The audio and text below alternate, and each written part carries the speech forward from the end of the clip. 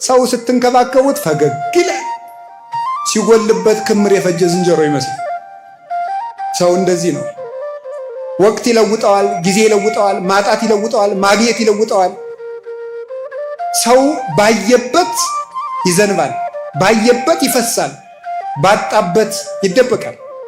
ሰው እንደዚህ ነው። ወዳጅነቱን ይለውጣል፣ ፍቅሩን ይለውጣል፣ ቃል ኪዳኑን ይለውጣል፣ መሐላውን ይለውጣል፣ ጉልበቱ ይለውጣል፣ ሁሉ ይለውጣል። እግዚአብሔር ግን እንደ ትናንት ነው አለ። ረክሰን ስንመጣ በንጹህ እጆቹ የሚጠብቀን፣ ፊቱ የማይከፋ ቤቱ የማይዘጋ፣ የምሕረት እጁ የማይታጠፍ ሰጥቶ የማይጎልበት፣ ሰው በቃኝ የማይል የማይጸየፍ፣ እንደ ትናንት ነው የሚኖር ያለና የሚኖር እግዚአብሔር ነው። ደስ ይለኛል ይህን ሳስበው። እናንተ ደስ አይላችሁ? ስንቱ ንጉሥ አልፏል፣ ስንቱ ባለጸጋ አልፏል። እማያልፍ አባት አለን። የምንወደው አባታችን የየ ብለን አልቅሰን እንቀብረዋለን። ፈትፍታ የምታጎርሰንን እጅ ሳንወድ በግዳችን ገንዘን እንቀብራለን። የምንወደውን ወንድማችን የየ ብለን እንቀብራለን። በትዝታ አስበን እናለቅሳለን። እግዚአብሔር ግን ያለና የሚኖር በስመ አብ ወወልድ ወመንፈስ ቅዱስ አሃዱ አምላክ ይትባረክ እግዚአብሔር አምላክ አበዊነ ቅዱሳን ዘሰባህ ምህረቶ ለአይሌነ። ምህረቱንና ቸርነቱን ይቅርታውን በሕይወታችን ላይ ያጸና የአባቶቻችን አምላክ ቅዱስ እግዚአብሔር ስሙ የተመሰገነ ይሁን። የእናታችን የድንግል ማርያም የቅዱሳን አባቶቻችን ረድኤትና በረከት አይለየን። የምንማማርበት ርዕስ አልፋና ኦሜጋ በሚል ርዕስ ነው። እስኪ በሉ ሁላችሁ ራእየ ዮሐንስ ምዕራፍ 1 ቁጥር 8 ላይ የምናገኘው ቃል ነው። ምን ማለት ነው ቃሉ? መጀመሪያውና መጨረሻው ወይም ያለና የሚኖር ማለት ነው። ያለና የሚኖር ወይም መጀመሪያውና መጨረሻው። ራእየ ዮሐንስ ምዕራፍ 1 ቁጥር 8 ይህንን ቃል የተናገረው አነ ውእቱ አልፋ ወኦ፣ አነ ቀዳማዊ ወዳህራዊ፣ አነ ውእቱ እግዚአብሔር ዘኩሎ ይመልክ ዘሃሎ ወይሄሉ ዘመጻ ወካይበ ይመጽእ። እኔ ያለና የሚኖር ያለው የመጣው የሚመጣው ሁሉን የሚገዛ ጌታ ነኝ አለ። ይህንን የተናገረው ራሱ ጌታችን ኢየሱስ ክርስቶስ ነው። ቅዱስ ዮሐንስ ነው የጻፈልን። ቅዱስ ዮሐንስ ጌታችን መድኃኒታችን ኢየሱስ ክርስቶስን በንጽህና የመሰለ ቅዱስ አባት ነው። ፍጹም ንጹሕ ነበረ። ከዚህ በተጨማሪ ደግሞ የጌታችን መድኃኒታችን የኢየሱስ ክርስቶስ የልብ ወዳጅ ነበረ።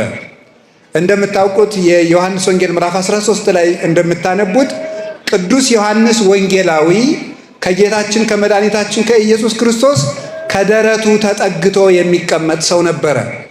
ደረት አካባቢ ደግሞ ዝቅ ብሎ ምን ትገኛለች? ልብ።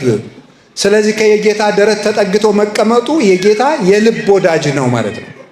የልብ ወዳጅ መሆኑን ደግሞ አንደኛ በንጽህናው፣ ሁለተኛ ደግሞ የአባቱን ንብረት እናቱን ትቶ በመከተሉ፣ ሶስተኛ ጌታችን መድኃኒታችን ኢየሱስ ክርስቶስ በተሰቀለ ጊዜ ከመስቀሉ ስር በመኖሩ እናቱን ድንግል ማርያምን እናት አድርጎ ከስሯ ተጠግቶ በምልጃዋ ተማጽኖ በመኖሩ የድንግል ማርያምን እናትነት ስለተጠቀመበት፣ አምስተኛ ጌታችን መድኃኒታችን ኢየሱስ ክርስቶስ በዕለተ ዓርብ የተቀበለውን መከራ እያሰበ ከዚህ ዓለም እስከሚፈልስበት ጊዜ ድረስ ስቆ የማያውቅ የክርስቶስ መከራ በሕሊናው የተሳለበት ፍጹምና ቅዱስ አባት ነበረ።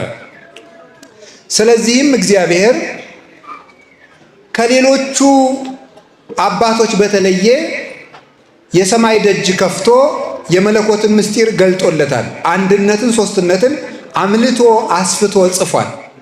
ቀዳሚው ቃል ውእቱ ብሎ በመጀመሪያ ቃል ነበር፣ ቃልም በእግዚአብሔር ነበር፣ ቃልም በእግዚአብሔር ዘንድ ነበር ብሎ የአንድነትን የሶስትነትን ምስጢር መስተጻርር መስተቃረን የሌለው የሚሉት አባቶቻችን መናፍቃንን ሁል ጊዜ ልቡናቸው ያልቀና ሃይማኖታቸው የተጣመሙትን ሁሉ እንደ ማጭድ እያጨደ የሚጥል መለኮታዊ ሰይፍ የሆነ ምስጢር ተገልጾለት አንድነትና ሶስትነት በዮሐንስ ወንጌል ሲጸና ይኖራል። ይህንን ይዞ ሊቁ ፈለገ ሃይማኖት ዮሐንስ ዘታስተፌስሕ ሀገረ ልብን ደስ የምታሰኝ የሃይማኖት ወንዝ ዮሐንስ ሆይ ብሎ ያመሰግነዋል። ቅዱስ ዮሐንስ ወንጌላዊ የሃይማኖት ምንጭ ነው። ለዚህ ምንጭ ያበቃው እንዳልኳችሁ የክርስቶስ የልብ ወዳጅ መሆኑ፣ በቁርጥ ቀን ክርስቶስን አለመካዱ፣ የድንግል ማርያምን እናትነት ስለተጠቀመበት፣ ንጹሕ ሰውነት ስላለው፣ በሕይወቱ የትህርምትና የትዕግስት መከራ የመቀበል ሕይወት ስለነበረው በዚህ ምክንያት የሰማይ ደጅ ተከፍቶታል። ሰው ሰማይን በጦር አይከፍተውም። ሰማይን በድምፅ ብዛት አይከፍተውም። እንደ ኢያሪኮ ግንብ ሰማይን በስብሰባ አይከፍተውም። ሰማይን በጉልበት አይከፍተውም። ሰማይን የሚከፍተው ሰው በሰማዕትነት ነው። ዮሐንስ ወንጌላዊ በፍጥሞ ደሴት ተግዞ በነበረበት ሰዓት እነሱ የወህኒ ቤቱን ሲዘጉበት እግዚአብሔር የሰማዩን ደጅ ከፈተለት። ክርስቲያኖች የምድር በር ሲዘጋባቸው የሰማይ ደጅ ይከፈትላቸዋል። በምጥ የትራስ የታሰሩ ስጋዊ እስራት የደረሰባቸው በሰማይ ይፈታሉ። እጆና እግራቸውን የታሰሩት በክርስቶስ ምክንያት የሆነ እንደሆነ ነው። ስለዚህ በምድር ሲታሰሩ በሰማይ ይፈታሉ። በምድር ሲሞቱ በሰማይ ይድናሉ። በምድር ሲገረፉ በሰማይ ይፈወሳሉ። የማይጠቅመንን ግፍ ግን እንድንቀበል አይደለም ይህን የምነግራችሁ። ስለዚህ ስለ ክርስቶስ ብለው የተቀበሉት መከራ በሰማይ ምስጢር ይገልጣል። ቅዱስ ዮሐንስ እንዲህ ሆኖ ምስጢር ተገለጠለት። ራእይ ቢያስሩት ቅዱስ ጳውሎስ እንዳለ ወንጌል አይታሰርም ብሎ እንደተናገረ ቅዱስ ዮሐንስ ሲታሰር ወንጌል ግን አልታሰረም ነበረ። ስለዚህ እግዚአብሔር እግረ ልቡናውን ወደ ሰማይ አበረረው፣ ከኪሩቤል ጀርባ በላይ እንዲበር አደረገውና የሥላሴን ምስጢር ገለጸለት። ይህም ብቻ አይደለም፣ ኃላፊያቱን መጻያቱን ዓለም ከተፈጠረ ጀምሮ እስኪሳለበት ድረስ ዓለም እሱ ካለበት ዘመን ጀምሮ ዓለም እስኪጠፋ ድረስ ዓለም ከጠፋ በኋላ ለዘላለም የምንኖረው የመንግስተ ሰማያት ምስጢር ተገልጦለት ራእየ ዮሐንስ የሚል መጽሐፍ ጻፈ። ይህ የአዲስ ኪዳን የትንቢት መጽሐፍ ይባላል። በዚህ መጽሐፍ የተጻፈውን ምስጢር ብቃት የሚፈታው ነው። ተምረው የሚፈቱት አለ፣ በቅተው የሚፈቱት አለ። ከሞት በኋላ የሚፈታ ነው። በዘላለም ሕይወት የሚተረጎም ነው። ከክርስቶስ ጋር በመዋሃድ የሚታወቁ ብዙ ምስጢራት አሉት። መጽሐፍ ቅዱስን እንዲሁ በማንበብ ብቻ ልንረዳው የማንችለው በመለኮት መጋረጃ የተጋረደ ብዙ ምስጢር የተካተቱበት መጽሐፍ ነው። ራእየ ዮሐንስን የሚጸልዩ ሰዎች ከብዙ መከራ ወጥተው ያውቃሉ። አንድ ዲያቆን የንጉሱን ሚስት ይህንን መጽሐፍ እያነበበ ፈውሷታል። የንጉሱን ሚስት ይህንን መጽሐፍ እያነበበ ሲፈውስ ነገር ግን ሰዎች ቀንተው ያንን ዲያቆን ከንጉሱ ሚስት ጋር እየወሰለተ ነው ብለው በሐሜት ቢያወሩበት ወንዝ ላይ ቢጠሉት ይህንን ራእየ ዮሐንስን እየጸለየ መርከቢቱ ወይም ጀልባው ሳይሰጥም ወጥቶ ከደሴት ላይ ተገኝቷል። ይህን ያደረገለት የቅዱስ ዮሐንስ ራእይ ነው እና ራእየ ዮሐንስን የሚጸልይ ሰው ከዚህ ዓለም ብዙ ማይበልና ሞገድ መሻገር ይችላል። የቅዱስ ዮሐንስ ራእዩና ምስጢሩ በረከቱ ይደርብን። በዚያ ደሴት ታስሮ ሳለ ጌታችን መድኃኒታችን ኢየሱስ ክርስቶስ ተገለጠለት። ሂዱና ዓለምን ሁሉ አስተምሩ ብሎ ልኮት ስለነበረ እሱ ታስሮ ወይኔ እንደ ጓደኞቼ ወንጌልን ሳላዳርስ ቀረው፣ የጌታዬን አደራ በላሁ እያለ ሲጨነቅ አይዞህ ትራጃን አስሮት ስለነበረ ትራጃን የሚባለው ንጉሥ ያለና የሚኖራል አይደለም፣ ትናንት የመጣ ነው። ትናንት ያልነበረ ትናንት የመጣ ነገ የማይኖር ዘላለምም የማይኖር እሱ ተሽሮ ሌላ የሚተካ ነው። የዚህ ሰው ቁጣውም ግዛቱም መንግስቱም ማስፈራረቱም ጌትነቱም ሰራዊቱም ፍርዱም የሚተካበት ጊዜ አለ። ያልፋል። ይሄ የግዞት ጊዜ ያልፋል። ንጉሱም የሚያልፍ ነው። የሚያልፍ ንጉስ ቢፈርድብህ አትጨነቅ። እሱም ያልፋል፣ ፍርዱም ያልፋል። ቀንን ቀን ይተካዋል፣ መንግስትን መንግስት ይተካዋል፣ ሰውን ሰው ይተካዋል። ያለና የሚኖር ግን እኔ ነኝ። ሁሉን የሚገዛ ጌታ እኔ ነኝ። አይዞህ እኔ ካንተ ጋር ነኝ። በጊዜ የተወሰነ በቤተ መንግስት የታጠረ እድሜው ህጹረ መዋዕል አጭር የሆነ አንድ ታናሽ ሰው ቢቆጣ አትጨነቅ፣ ለዘላለም የሚኖር እኔ ወድህ የለ እንዴ እያለው ነበረ። ይሄንን ገለጸለት። ያለና የሚኖር እኔ ነው፣ ሞቼም ነበርኩኝ፣ ሁሉን የሚገዛ ጌታ ነኝ አለ። አሁን ልብ በሉ፣ ያለና የሚኖር እኔ ነኝ የሚለውን ቃል የምታገኙት ኦሪት ዘጸአት ምዕራፍ 3 ላይ ታገኙታላችሁ። ኦሪት ዘጸአት ምዕራፍ 3 ላይ እግዚአብሔር ሙሴን ሂድና ህዝቡን ከምን አውጣ ነው ያለው? ከፈርዖን ባርነት አውጣው፣ ከግብፅ አውጣ አለው። ጌታዬ ሄጄ ህዝቡን ከግብፅ ላወጣችሁ ነው ስላቸው ማላከ ሲሉኝ ምን ልበላቸው አለ። ያለና የሚኖር ልኮኛል በል አለው። እስቲ ያለና የሚኖር ልኮኛል በል በሉ። ያለና የሚኖር ልኮኛል በል። አነ ውእቱ እግዚአብሔር አምላክከ ቀዳማዊ ወዳህራዊ፣ ቀዳማዊና ዳህራዊ፣ ፊተኛውና ኋለኛው፣ መጀመሪያውና መጨረሻው፣ ያለና የሚኖር የማልለወጥ እኔ አምላክህ ነኝ፣ የአብርሃም የይስሐቅ የያዕቆብ አምላክ ነኝ። አሁን ጌታችን መድኃኒታችን ኢየሱስ ክርስቶስ ደግሞ ምን አለ? ዮሐንስ ከታሰረበት መጥቶ ያለና የሚኖር እኔ ነኝ አለው። ምን ማለቱ ነው? ቀድሞ እስራኤልን ከባርነት ነፃ ያወጣሁት የትናንትናው አምላክ እኔ ነኝ እያለ ነበረ። ቀድሞ እስራኤልን ከግብፅ ያወጣኋቸው እኔ ነኝ። እስራኤልን ከግብፅ ያወጣኋቸው እኔ ሞቼ ነበር አለ። ሰው ሆኜ ተሰቅዬ ከሲኦል ያወጣኋቸው እኔ ነኝ። ፈርዖን የዲያብሎስ አምሳል ነበረ። ግብፅ የሲኦል አምሳል ነበረች። ሙሴ ደግሞ የኔ ምሳሌ ነበረ። ትናንትና እስራኤልን ከግብፅ ፈልቅቄ እንዳወጣኋቸው ዛሬም በጽኑ ስልጣኔ ነፍሳትን ከሲኦል ያወጣኋቸው እኔ ነኝ ማለቱ ነበረ። ሰው የሆነው የሙሴ አምላክ ነው ማለት ነው። ያ ማለት የሞተው የሙሴ አምላክ ነው።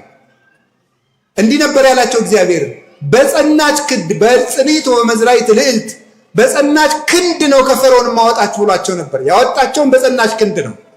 ይሄ የጸና ክንድ ማን ነው? ስልጣን። በአዲስ ኪዳን ሲተረጎምስ ወልድ። ቅዱስ ጳውሎስ አንደኛ ቆሮንቶስ ምዕራፍ 1 ላይ ክርስቶስ የእግዚአብሔር ኃይል ነው ክንዱ ነው ይላል። እስመ ክርስቶስ ኃይለ እግዚአብሔር ውእቱ፣ በጸናች ክንዱ ከሲኦል ከግብፅ አወጣቸው ተባለ። አሁን ደግሞ ክርስቶስ የመጀመሪያውና የመጨረሻው አልፋና ኦሜጋ ነኝ። ትናንትና እስራኤልን ያወጣው፣ ዛሬ ደግሞ ነፍሳትን ያወጣው፣ አሁን ዛሬ ደግሞ አንተን ከታሰርክበት የማወጣ፣ ወደፊት ደግሞ ይሄንን ዓለም መጥቼ ነፃ የማወጣችሁና በኢየሩሳሌም አጋዚት በመንግስተ ሰማያት የምሰበስባችሁ እኔ ነኝ ማለቱ ነበር። አላችሁ እግዚአብሔር ከሁላችን ጋር ያለና የሚኖር እኔ ነኝ አለ። ሙሴን እግዚአብሔር ያለና የሚኖር እኔ ነኝ አለው። ጌታችን ኢየሱስ ክርስቶስ ደግሞ መጣና ያለና የሚኖር እኔ ነኝ። ያ ማለት ትናንትና ከግብፅ ያወጣሁት አምላክ የእስራኤል አምላክ ሰው ሆኛለሁ ማለቱ ነው። ኢየሱስ ክርስቶስ አምላክ ነኝ ብሎ ተናግሯል ይላሉ ብዙ ሰዎች። ይሄው ያለና የሚኖር ፍጡር አይጠራበትም፣ የእግዚአብሔር ብቻ ስም ነው። ያህዌ የሚለው ስም ነው። ሲተረጎም ዘሃሎ ወይ ሄሉ፣ የነበረና ዓለምን አሳልፎ። ዘሃሎ ማለት ቅድመ ዓለም የነበረ፣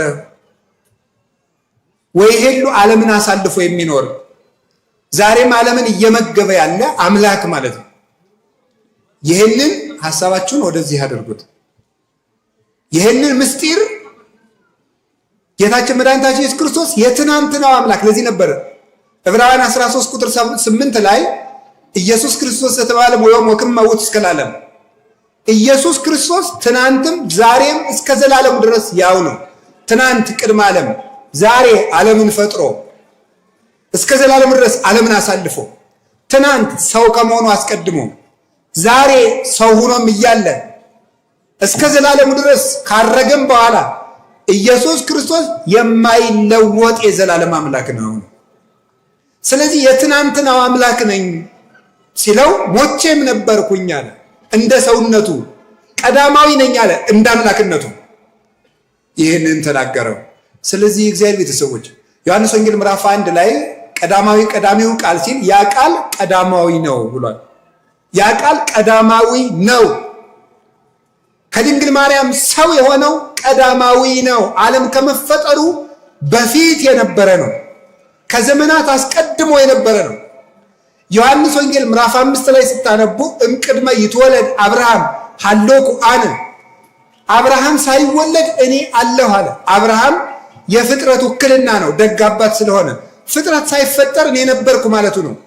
ዮሐንስ ወንጌል ምዕራፍ 17 ላይ ስታነቡ አባ ሰባህኒ በስብሐቴ ዘሃሎ ምስሌከ እምቅድመ ይትፈጠር ዓለም፣ አባቴ ሆይ ዓለም ሳይፈጠር ካንተ ጋር በነበረ ክብር አክብረኛል።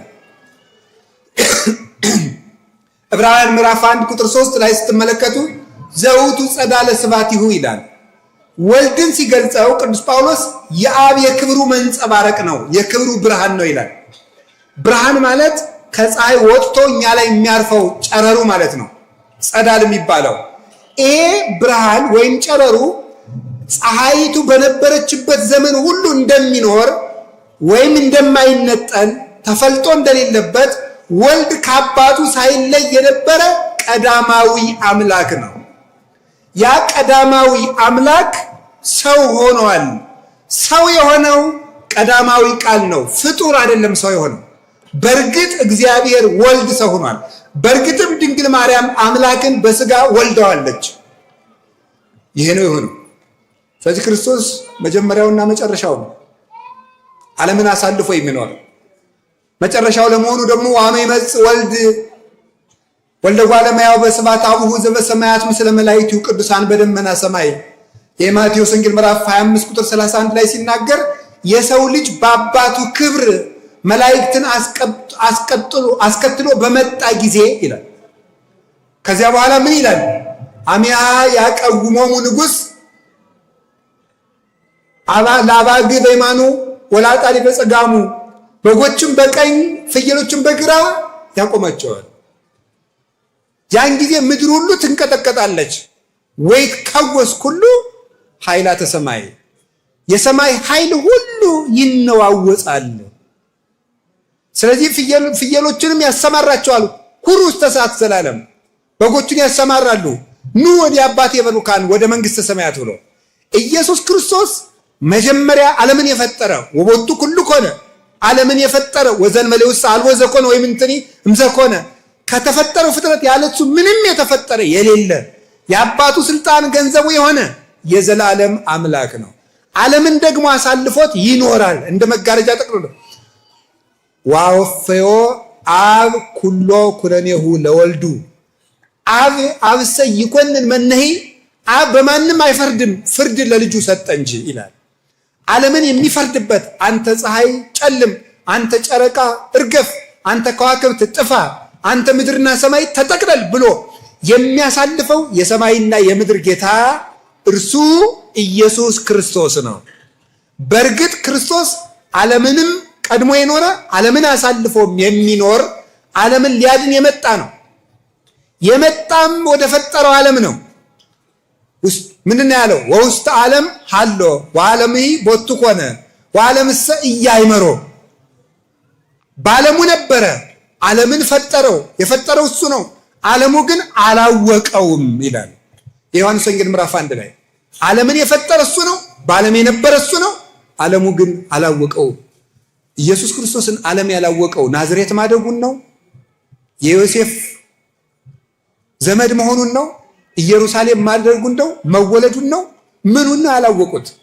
ኢየሱስ እንደሚባል ነው ያውቁታል። ይሄንም አብረው ነው ያደጉት። አይሁድም ይሄስ እንግዳቸው አይደለም። አኮኑ ዝንቱ ወልደ ዮሴፍ ዘነአምር አባሁ ወእሞ ብለውታል። ይሄ እናትና አባቱን የምናውቀው ሰው አይደለም ብለውታል። የማቴዎስ ወንጌል ምዕራፍ 13 ቁጥር 55 ላይ ይሄ እናውቀው የለ እንዴ ናዝሬት አይደል ያደገ ይላል። ለምንድን ነው ታዲያ አላወቁትም ይባል? ይሄን ጌትነቱን ግን ያወቀለት የለም። እሱ ራሱ እንደተናገረ የማቴዎስ ወንጌል ምዕራፍ 11 ላይ ብፁዕ ዘይተአቅፈ ብየ፣ በእኔ ያልተሰናከለ ሰው ንዑድ ክቡር ነው አለ። ስጋ ለብሼ ሲርበኝ አይቶ፣ ስጋ ለብሼ ሲጠማኝ አይቶ፣ ስጋ ለብሼ ስደክም አይቶ፣ ስጋ ለብሼ አልዓዛርን የተቀበራችሁት እያልኩ እንደማያውቅ ሰው ስጠይቅ አይቶ፣ ስጋ ለብሼ ስፈራ አይቶኝ፣ ስጋ ለብሼ አጭር ቁመት ጠባብ ደረት ይዤ አይቶኝ፣ ስጋ ለብሼ ተራራ ስወጣ ቁልቁለት ስወርድ፣ ስጋ ለብሼ በባህር ላይ ሳንቀላፋ አይቶኝ ይሄ ሰው ነው ብሎ ያልተሰናከለብኝ ሰው ብፁዕ ነው። ይሄ ብፁዕ ነው ብሎ ነገረን፣ እሱ ራሱ ነገረን። ስለዚህ ክርስቶስ የመጀመሪያውና የመጨረሻው ነው። ከዚህ ምንድን ነው የምንማረው? ባጭሩ እንደው መለኮታዊ ጎኑን ይህን ያህል ካየ ነው እግዚአብሔር ያለና የሚኖር የሚባልበት ምንድን ነው? መጀመሪያ እግዚአብሔር ቀዳማዊ የለውም። አልቦም ቅድሜሁ ወአልቦ እምድህሬሁ ወአልቦ ዘከማሁ። ከሱ በፊት ማንም የለም፣ ከሱ በኋላ ማንም የለም፣ እንደሱ ያለም ማንም የለም። እግዚአብሔር ማለት እንደዚህ ነው። የሚቀድመው የለም፣ የሚከተለው የለም፣ እንደሱ ያለ ባልንጀራም የለውም። መኑ ይመስለከ እምናማልክት እግዚኦ የምንለው ለዚህ ነው። እኔ ብቻዬን ነኝ፣ እንደኔ ያለ ማን ነው ብሎ ይናገራል። ትንቢተ ኢሳይያስ ምዕራፍ 44 ላይ አኮኑ ዘኩሎ እደዊ ገብራ ይሄ ሁሉ የፈጠረ እጅ አይደለም እኔ ማን ነው እንደኔ ያለ ብሎ ይናገራል። እግዚአብሔርን የሚመስለው የለም፣ እሱ ብቻ ነው። ታዲያ እንደዚያ ከሆነ ልብ በሉ፣ እግዚአብሔር ብቻውን ዘሃሎ ወሄሉ የሚባለው እሱ ነው። የሚኖር የሚባል መኖርም እኛስ እየኖርን አይደል? መላእክትስ እየኖሩ አይደል? ሰማይና ምድርስ እየኖሩ አይደል?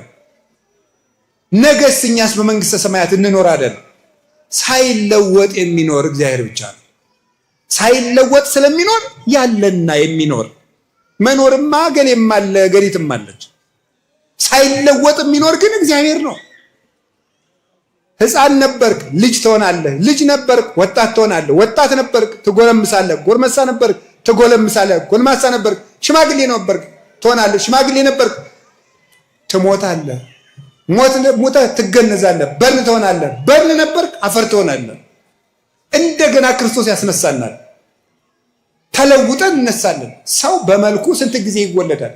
መጀመሪያ አፉ እየተንተባተበ ሕፃን ሆኖ ያድጋል። አፉ ይፈታል፣ አከናውኖ ይነገራል፣ አርጅቶ አፉ ይታሰራል። ይህ ሰው እንደዚህ ይለወጣል። ነውሩን ሳይሸክፍ ያድጋል። እናቱ ታግሳ ታሳድገዋለች፣ ጽዳጁን ታግሳ። ከዛሳ ደግሞ አርጅቶ ደግሞ ነውሩን የማይሸክፍ ይሆናል። ሰው ይለወጣል። መልኩ ይጠራለታል፣ መልኮ መልኩ ይሸበሽባል። ለጋ ነበር ሩጦ የማይቀድም ታግሎ የማይጥል በልቶ ጠጥቶ 20-30 ዓመት ሲሞላው ጉልበት ያበጃል፣ ሲያረጅ ይደክማል። ከሕፃናት ቀድመውት ይሮጣሉ። ያየውን ዓለም የማያውቀው ሆኖ ቁጭ ይላል። ሰው ይለወጣል። ባለጸጋው ይደህያል፣ ድሃው ይበለጽጋል። ሊቁ ይረሳል፣ ደንቆሮው ሊቅ ይሆናል። መልከኛው ይረግፋል፣ ሌላው መጥቶ ይተካል። ያጌጠው ጌጡ ይረግፋል፣ ሌላ የሚያጌጥ ይመጣል። ተናጋሪው አፉ ይዘጋል፣ ሌላ ተናጋሪ ይመጣል። የተሾመው ያልፋል፣ ሌላ ባለ ጊዜ ይመጣል። ሁሉም ያልፋል።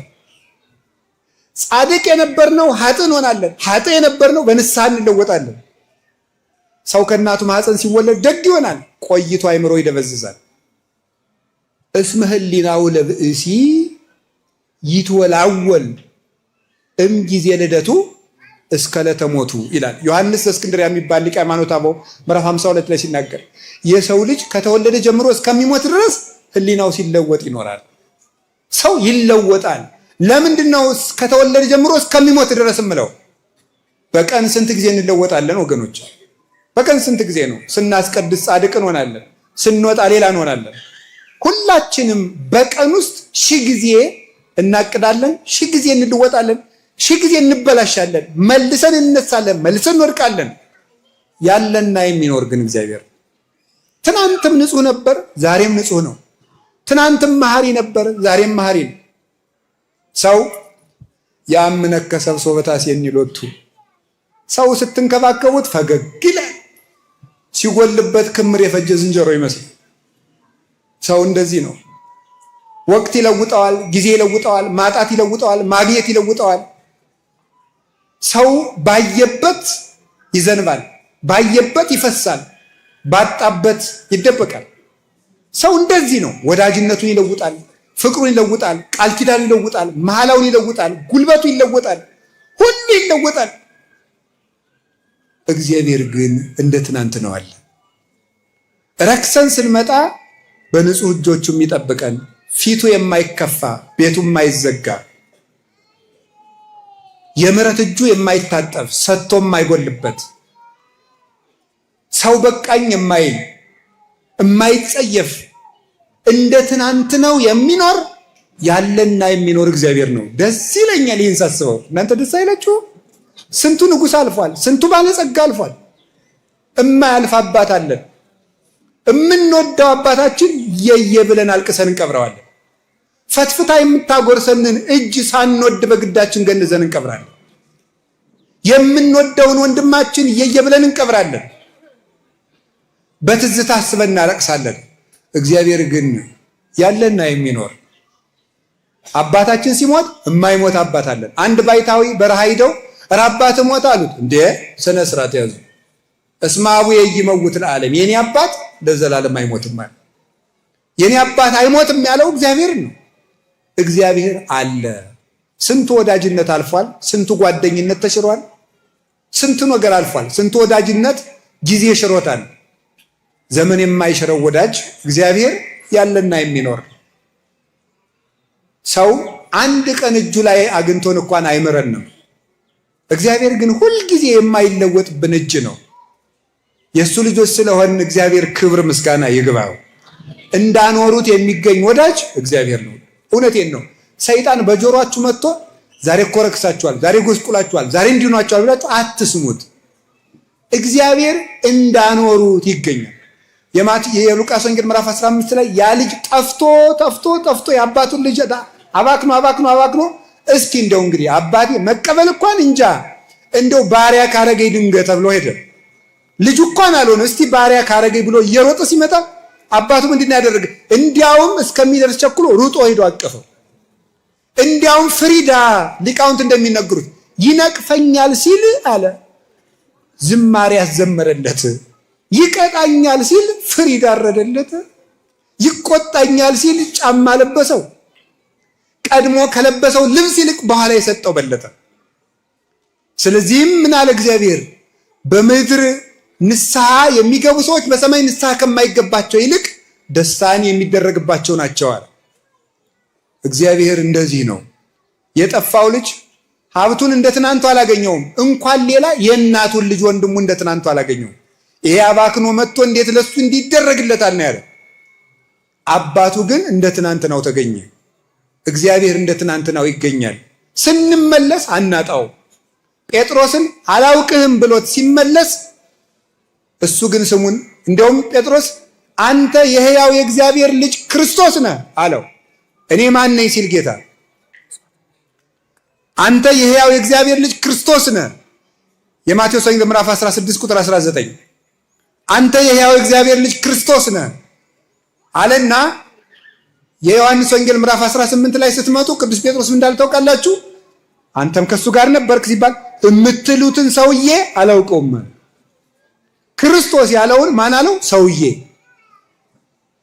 ረስቶት መከራ ክፉ ነው። ሰው ሲለወጥ ተመልከቱ። ሰው ሲለወጥ ቅዱስ ጴጥሮስ የትናንትናዋን ሲበርደው መድገም አቃተው። ሲበርደው እኮ ነው። ጌታሳ የትንሣኤ ዕለት መጣና ምን ብሎት ነበረ? ጌታ አንተ አለት ነህ ብሎት ነበረ። ጴጥሮስ ትወደኛለህ አለው። በትናንትናው ስሙ እንደ ትናንትናው ወዳጅ እግዚአብሔር ነው። ትናንት በጠራበት ስሙ ክዶትም ቢሆን በዚያው ስሙ ነው የጠራው። እሱ ያለና የሚኖር ነው። ወዳጅነቱም አይለወጥ። ዓርብ ክዶት እሁድ መጥቶ ትወደኛለህ ጴጥሮስ አለ። እንደሱ ያለ ወዳጅ የት ይገኛል? እንደ እግዚአብሔር ያለና የሚኖር እግዚአብሔር ነው። ሁሉ ያልፋል። ሁሉን ስናጣ መጨረሻ ላይ የሚቀረን እግዚአብሔር ነው። እንግዲህ እንደዚህ ከሆነ ያለና የሚኖር የሚለውን ርዕስ ከመረጥን ምን ላስተላልፍ ፈልጌ መሰላችሁ? ያለና የሚኖር ቀዳማዊና ዳህራዊ። መጀመሪያ የተነሳ ነው ከማን ነው? ከእግዚአብሔር በሉ። ስለዚህ ከሁሉ ነገር ከምድርም ከሰማይም ከመላክም ከሰውም ከዚህ ሁሉ መጀመሪያ ማን ነው? እስኪ ነገሩኝ። ቀዳማዊ ማን ነው? አቤት እግዚአብሔር። ከሁሉ ቀዳማዊ ማን ነው? አንድ ይበሉ ሁላችሁ። ማን ነው? በጣም ጥሩ። ከሁሉ ቀዳማዊ ማን ነው? ከሁሉ ቀዳማዊ እግዚአብሔር ከሆነ በየትኛውም ጊዜ ከሁሉ ሊቀድምብን የሚገባ ማን ነው? ተናገሩ እንጂ። እግዚአብሔር ነው። ከሁሉ በላይ ሊቀድምብን የሚገባው እግዚአብሔር ነው። ስለዚህ በዛሬው ትምህርታችን ማስተላለፍ የፈለግኩት ከምንም ነገር በፊት እግዚአብሔርን እናስቀድም ነው። ከምንም ነገር በፊት እግዚአብሔር ይቅደም። እግዚአብሔርን ካስቀደምን ከምንም ነገር በፊት ምርጫችን፣ የመጀመሪያ ምርጫችን ሌሊት አለ። ከመተኛታችን በፊት ማን መቅደም አለበት? ተናገሩ እንጂ ንገሩኝ እንጂ። ነጋ። ከመውጣታችን በፊት ማን መቅደም አለበት? ልንበላ ነው። ከመብላታችን በፊት ማን መቅደም አለበት? እግዚአብሔር። ልንገባ ነው። ከመግባታችን በፊት ማን መቅደም አለበት? ልንወጣ ነው። ከመውጣታችን በፊት ማን መቅደም አለበት? ልንወስን ነው። ከመወሰናችን በፊት ማን መቅደም አለበት? ይሄን ነው ማሰብ። ሰው ማለት እንደዚህ ነው። ኖረ ማለት ከምንም ነገር በፊት እግዚአብሔርን መምረጥ ሲችል ነው። ለዚህ ማስረጃ የሚሆኑ 1 2 3 ጥቅሶችን ልናገር። የመጀመሪያው እግዚአብሔር የመጀመሪያ ለመሆኑ በኦሪት ዘጸአት ምዕራፍ 13 ቁጥር 1 ላይ ምንድን ነው የሚለው? ወኩሉ ዘይፈት ማይጸነ እሙ እምሰብ እስከ እንስሳ ሊተውእቱ፣ ከሰው እስከ እንስሳ ድረስ የእናቱን ማህፀን የሚፈታ በኩር ሁሉ የኔ ነው አለ። የእናቱን ማህፀን የሚፈታ በኩር ሁሉ የኔ ነው፣ የመጀመሪያው ልጅ ለኔ ነው አለ። የመጀመሪያው ልጅ ለኔ ነው። የመጀመሪያ ልጅ ማለት በእስራኤል ባህል ከአባቱ ቀጥሎ የቤቱ ራስ ማለት ነው፣ የቤቱ መሪ ነው። ስለዚህ የመጀመሪያው ልጅ የኔ ነው አለ። የመጀመሪያውን እንስሳም የኔ ነው አለ። የመጀመሪያውን አዝመራም ለኔ አምጡ፣ የመጀመሪያውን ደመወዝም ለኔ አምጡት አለ። ለምን? እግዚአብሔር የመጀመሪያ ምርጫችን ስለሆነ። ከምናገኘው ነገር የመጀመሪያው ነው። ትልቁ ለኔ ይሁናል። አይ እግዚአብሔር ያሳያችሁ፣ ክርስቶስ ያመልክታችሁ። እግዚአብሔር ትልቁ ነገራችሁ ለኔ ይሁን ብሎ 24 ሰዓት ለሰጠ እግዚአብሔር ግን 1 ሰዓት ለጸሎት የሚሰጠው የለም። ለእግዚአብሔር ማለት መጀመሪያ ውድ ነገራችሁን ለኔ ስጡኝ። ውድ ነገራችሁን አሁን እንገራችሁ። አንድ ሰው የመጀመሪያ ደመወዙን ለእግዚአብሔር መስጠት አለበት። የመጀመሪያ ነገሩን ሁሉ ይሄ በኩር የሚለው አባቶቻችን እንደሚነግሩ ልብ ነው ይላሉ። የበኩር ልጃችሁን ስጡኝ ማለት በኩር ማለት ትልቅ ነው። ከህዋሳት ወይም ከሰውነት አካላት ደግሞ ትልቁ ማን ነው? እግዚአብሔር ነው። ማን ነው? ልብ ነው። ስለዚህ ምን ማለት? ልባችሁን ለኔ ስጡኝ ነው። መጀመሪያ ልባችሁን ለኔ ስጡኝ። እግዚአብሔር በጣም የምናከብረውን ነገር ለሱ እንድንሰጠው። ይስሐቅን እግዚአብሔር አብርሃምን ምን ነው? የምትወደውን ልጅ ለኔ ረድልኝ ነው። ይሄ ማለት ምን ማለት? በጣም የምትወዱትን ነገር ለኔ ስጡኝ ነው። እግዚአብሔር የሚፈልገው እሱ ነው። አሁን የመንፈቀ ሌሊት ጸሎት በጣም ውድ ነው። ለምንድን ነው ጸልዩ የሚለን? ማለት መንፈቀ ሌሊት ሰው እንቅልፍ የሚወድበት ሰዓት ነው። የምንወደውን ነገር ለእግዚአብሔር በመሰዋት እግዚአብሔርን እንደምንወደው የምናረጋግጠው በዚህ ነው። ይሄ ነው መጀመሪያ የበኩር ልጃችሁ ለኔ ስጡኝ። ኦሪት ዘጸአት ምዕራፍ 20 ቁጥር 1 ጀምሮ እስከ 3 ድረስ ስትመለከቱ እንዲህ የሚል ቃል ደግሞ ታገኛላችሁ። እግዚአብሔር 10 ትእዛዝ ሲሰራ የመጀመሪያዎቹ ለማን የተሰጡ ናቸው? ለሱ። ከኔ በቀር ሌላ አምላክ አታምልክ። የመጀመሪያው ከኔ በቀር ሌላ አምላክ አታምልክ። የፈጣሪ የእግዚአብሔርን ሰንበት አክብር። 2 ሶስተኛስ ምን አለ? የአምላክህን ስም በከንቱ አትጥራ። አያችሁ፣ ከህግም የመጀመሪያው ለሱ አስቀድሙ። 4ተኛ የሚመጣ እናት አባትህን አክብር ነው። መጀመሪያ ከእናት አባት በላይ ቅድሚያ የሚሰጠው እግዚአብሔር ነው። እግዚአብሔር ቅድሚያ ይሰጠኝ አለ። ስትወልዱም ቅድሚያ ለኔ ስጡኝ፣ ስትዘሩም ቅድሚያ ለኔ ስጡኝ። ህግም መጀመሪያ እኔን እያያችሁ አክብሩ። መጀመሪያ እኔ ልከበር አለ እግዚአብሔር። ሌላ ሁሉ ትርፍ ነው። መጀመሪያ እኔን አክብሩኝ። የማቴዎስ ወንጌል ምዕራፍ 6 ላይ ስታነቡ ቁጥር 10 ላይ ስንጸልይ አባታችን ሆይ በሉ እስኪ ሁላችሁ በሉ አባታችን ሆይ በሉ። እሺ በሰማይ የምትኖር ስምህ ይቀደስ። ቀጥሉ መንግስት ትምጣ፣ ፈቃድ በሰማይ እንደሆነች እንዲሁም ከዚያ ምን ይቀጥላል? አየው የዕለት እንጀራ መቼ ነው? ኋላ ነው። የሚቀድመው ማን ነው? እስቲ እግዚአብሔር በሉ። ከዕለት እንጀራ ማን ይቀድማል? እግዚአብሔር ይቀድማል። እያንዳንዳችሁና እያንዳንዳችን ቢሮ ሲተዱ ስራ አይደል እያላችሁ ነው የምትሮጡት። እግዚአብሔርን በየቀኑ መታሰብ የለበትም ወይ? አለበት። ከስራ በፊት፣ ከዕለት እንጀራ በፊት፣ ከቢሮ በፊት፣ ከቀን ስራ በፊት፣ ከምንም ቁፋሮ በፊት፣ ከአትክልትም ቢሆን ከጽፈትም ከድኩሰትም በፊት፣ ከዕለት እንጀራችን በፊት እግዚአብሔር ይቀድማል። ከእንጀራ እግዚአብሔር ይቀድማል። በቤተ ክህነትም በቤተ መንግስትም እግዚአብሔር ከእንጀራ ይልቅ ክብር ሊሰጠው ይገባል። እንጀራ ሲያልፍ የሚቀረን እግዚአብሔር ነው። እሱም ብሏል የዮሐንስ ወንጌል ምዕራፍ 6 ቁጥር 25 ላይ ሲናገር ተገበሩን ከሳኮ ለመብል ኃላፊ አላ ለመብል ዘይነብር ለሕይወት ዘላለም ዘይወክሙ ወልደ እጓለ እመሕያው። ለሚጠፋ መብል አትድከሙ፣ የሰው ልጅ ለሚሰጣችሁ የዘላለም ሕይወትን ለሚያድል ለሕይወት እንጀራ ድከሙ እንጂ ብሏል። ከእንጀራ እግዚአብሔር ይቀድማል። በሉላችሁ አቤት። ከእንጀራ በገንዘብ ሰው የምትሸጡ፣ በገንዘብ ድሃ የምታስለቅሱ፣ ሰው ሽጣችሁ ሀብት የምታከማችሁ፣ በሰው ደም ቤት የምትሰሩ ሁሉ በመምህር አምላክ ከእንጀራ እግዚአብሔር ይቀድማል። እግዚአብሔርን እዩት። ይሄ እንጀራ አንቆ ይገላችኋል። ካልሆነም ወይ ሀድጉ ለባይድ ብዕሎሙ ለማያውቁት ገንዘባቸውን ያጠራቅማሉ እንዳለ የሌባን ገንዘብ ሌባ ይበላዋል፣ የአመፀኛን ገንዘብ አመፀኛ ይበላዋል። በአመፅ ብታጠራቅሙት አመፀኛ ይወርሳችኋል። እናንተ ግን ከለፋችሁበት አንዳች አትቀምሱም። አንተ ሰነፍ በዚህች ሌሊት ነፍስን ከስጋው ለይቶ ይወስደዋል ብሎ እንደተናገረ ከእንጀራ እግዚአብሔር ይቀድማል። ከቃሉ ጋር ናችሁ? ከቃሉ ጋር ናችሁ? ከዚያስ ምን አለ? በምድር ካለው ነገር ሁሉ ምን አለ ደግሞ? መንግስት መቅድመ ኩሉ እሱ መንግስቶ ጽድቆ ወኩሉ ሰይቱ ያሰከክሙ። እናንተስ ከሁሉ አስቀድማችሁ ምኑን ፈልጉ አለ? መንግስቱን አለ። ከሁሉ አስቀድማችሁ መንግስቱን፣ ሌላው ዳረጉት ነው ይጨመራችኋል አለ። ከምንም በፊት መንግስተ ሰማያት ትቅደም። እግዚአብሔራዊ ነገር መጀመሪያ ይሁን፣ ሌላው ሁለተኛ ይሁን። ይህን ያደረግን እንደሆነ እግዚአብሔር እንደምንወደው እናውቃለን። ስለዚህ ከእንጀራችን ይልቅ እግዚአብሔርን፣ ከልብሳችን ይልቅ እግዚአብሔርን እንዴ ወበይንተ እብለክሙ ኢትተክዙ እንዘ ትብሉ ምንተ ንበልዕ ወምንተ ንሰቲ ወምንተ ንትከደን ወዘንተሳ ኢዛ በምድር ዘአፋ ይሐስስዎ። እናንተ ግን ምን እንበላለን፣ ምን እንጠጣለን፣ ምን እንለብሳለን እያላችሁ አትጨነቁ። ይሄንማ ከእግዚአብሔር አፋ ያሉ አሕዛብስ ይፈልጉት የለምን? አንተ ሙሰ መቅድመ ኩሉ እሱ መንግስቶ ጽድቆ። እናንተ ግን አስቀድማችሁ መንግስቱንና ጽድቁን ፈልጉ። መጀመሪያ መንግስተ ሰማያት። አሁን እኛ ምንድን ነው የምናደርገው? ምዕመናን ስራዬን ሰራርቼ አንደኛዬን ንስሐ እገባለሁ አይደለም። መጀመሪያ መንግስተ ሰማያት፣ ኋላ ስራ።